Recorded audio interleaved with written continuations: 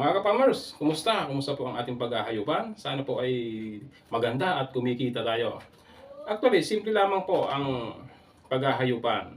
Lalong-lalo na po kung nauunawaan natin o naintindihan natin yung paggawa o yung pagmimix, yung tinatawag na proper mixing ng ating mga patuka na ibibigay natin sa ating mga alagang hayop.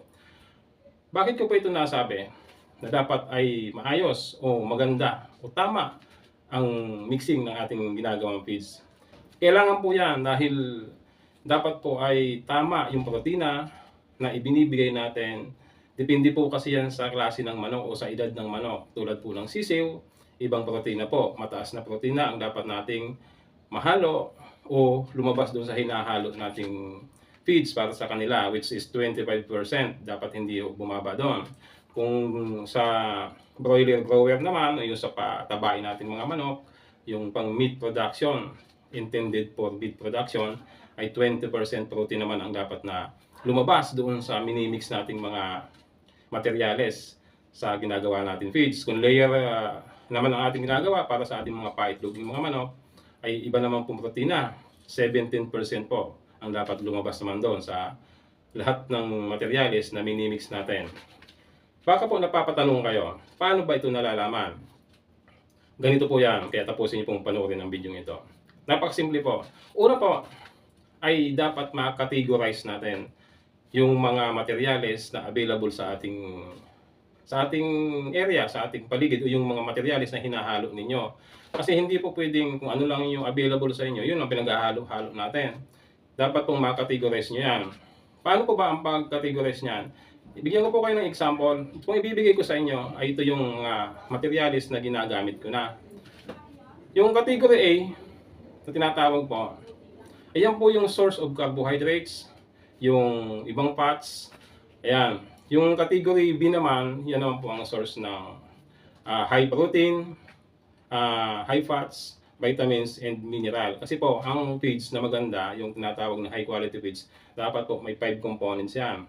Ito nga po ang carbohydrates na nasa category A, yung fats, nasa category A din po yan. Actually, sa category B, meron din yan. Dalawa na po carbohydrates, fats. Yung protina na nasa category B, mamaya babanggitin ko po yan. Then, vitamins, nasa category B po yan. Mineral, nasa category B. Kaya po 5. Ngayon, balikan natin yung category A para po ma-recall ninyo. Ang category po, yan po ang source ng carbohydrates. Sa madaling sabi po, ang ginagamit ko dyan ay mais, corn flour. Yan. Ang corn flour po ay actually may protina naman to, kaya lang mababa. Low in protein, 9% lang po ang protein ng mais. Ngunit napakataas naman po ang carbohydrates content niyan.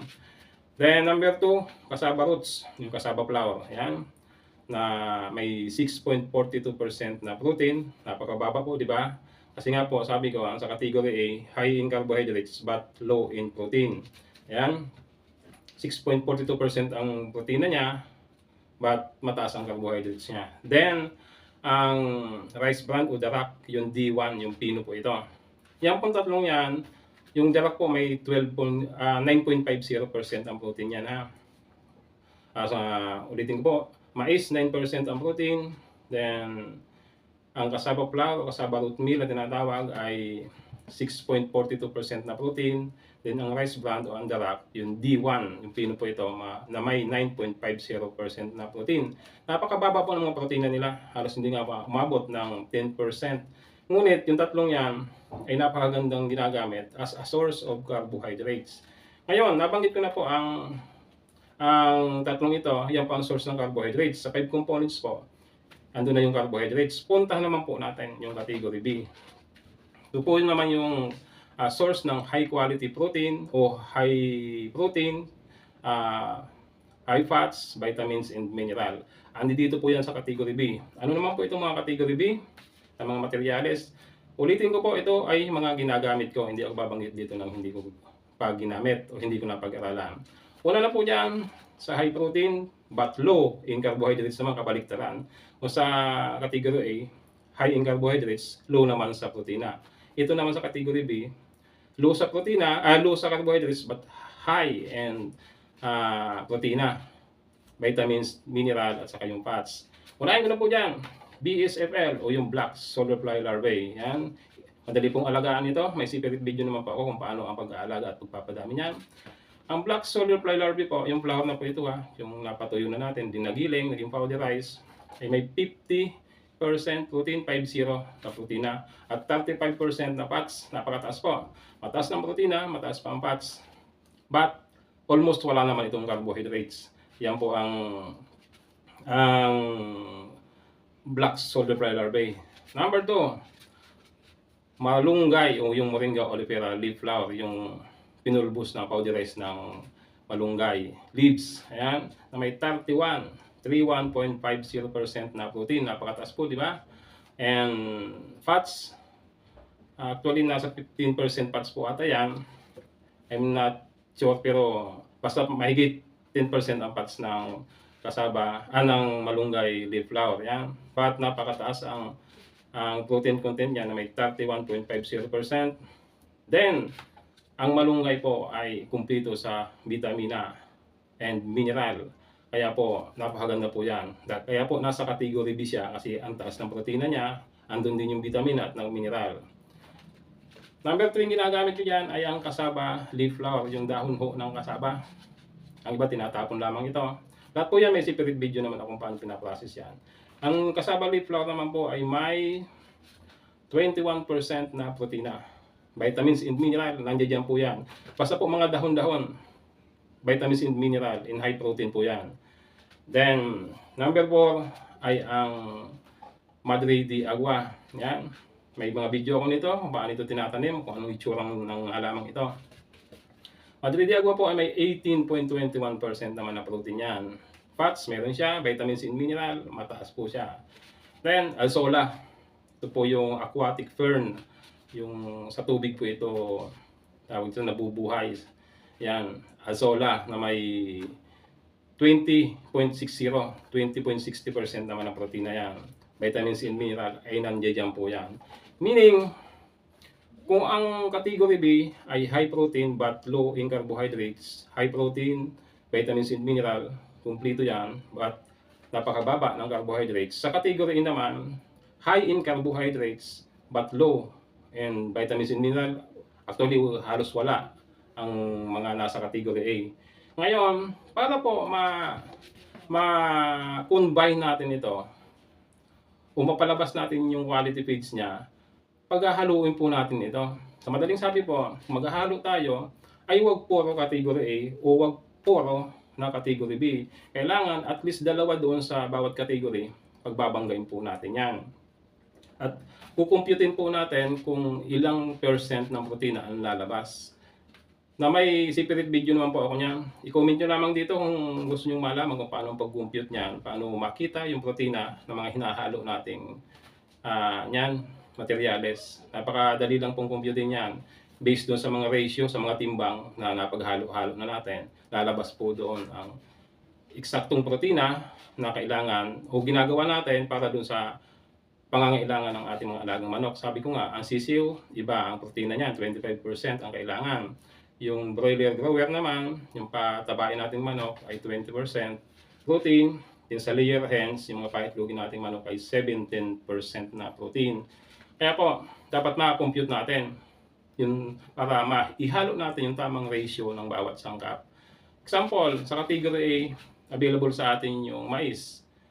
Then yung kasaba root meal o yung kasaba flour. Kung wala man doon sa dalawa, kunyari wala kang mais, may kasaba flour ka, may dara ka, pwede yun, dalawa na, di ba? Kumuha ka din ng dalawa, at least dalawa din sa category B. Yung BSFL, kunyari, yung Black Soldier Fly Larvae, yun yung malunggay, pagbabanggain po natin yan. 4 po, dalawa sa category A, dalawa din sa category B, pagbabanggain po natin yan. But, kailangan natin ma-compute para nga lumabas doon yung tamang protina para doon sa ating bibigyang mga alaga. Ulitin ko po, may separate video po ako niyan kasi medyo mahabang explanation niyan.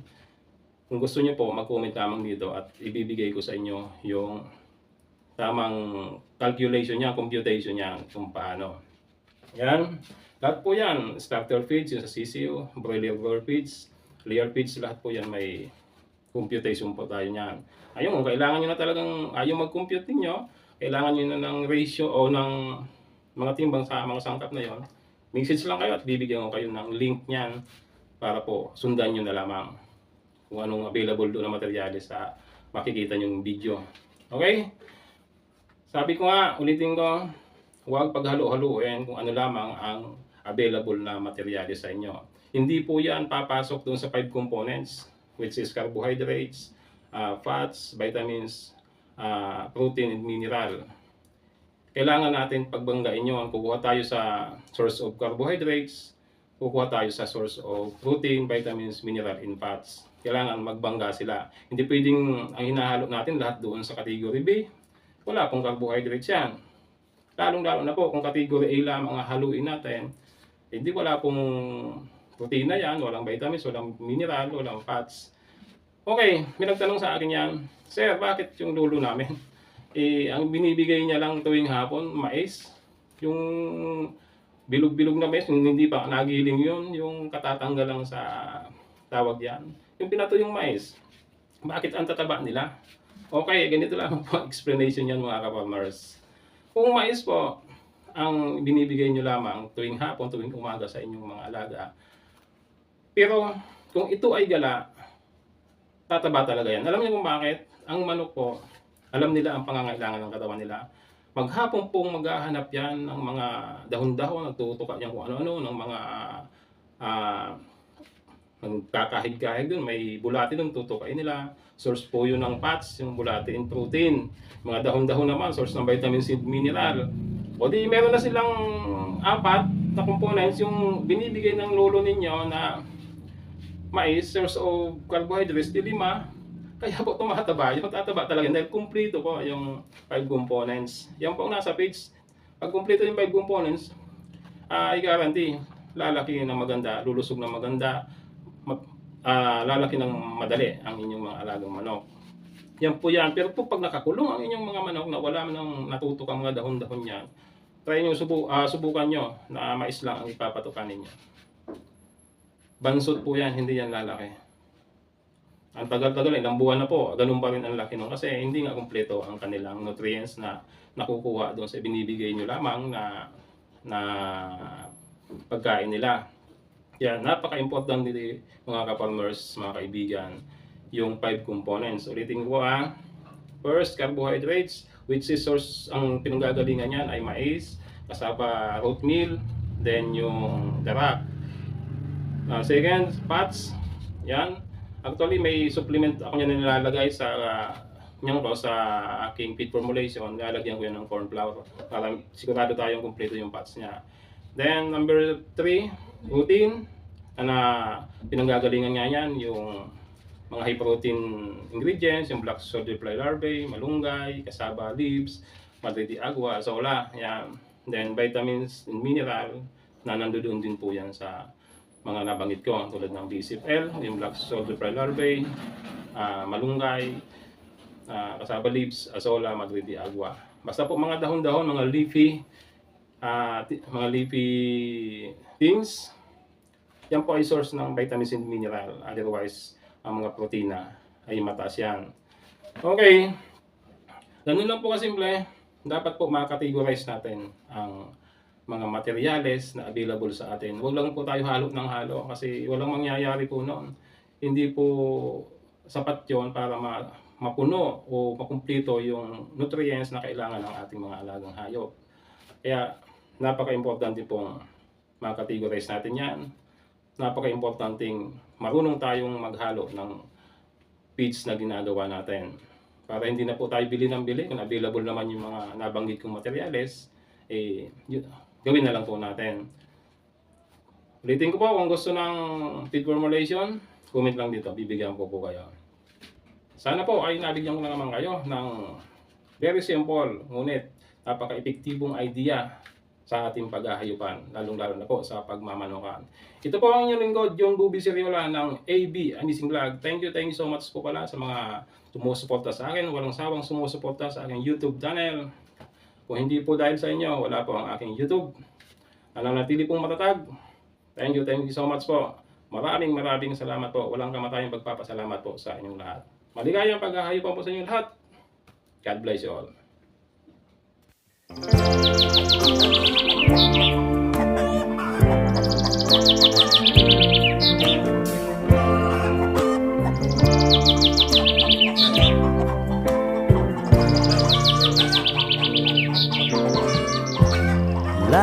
up, take me on your magic river. Tell me all your dreams align. Sign me up and tell me about the people that you know who are trying to feel alive.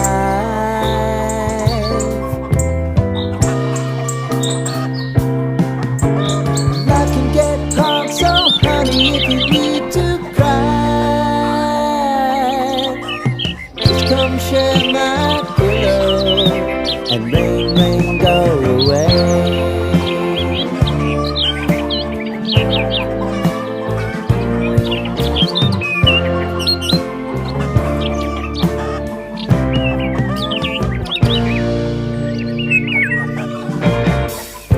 I wanna hear about everything you're ever